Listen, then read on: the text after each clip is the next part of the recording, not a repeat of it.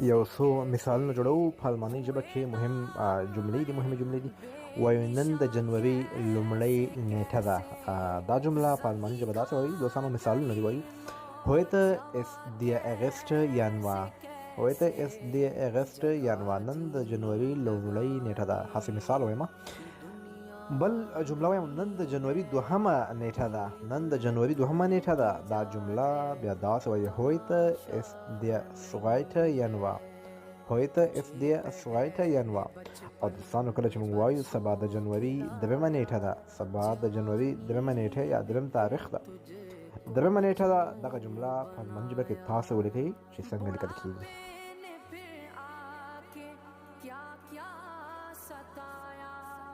अजल तेरा कर देगी बिल्कुल सफाया जगा जी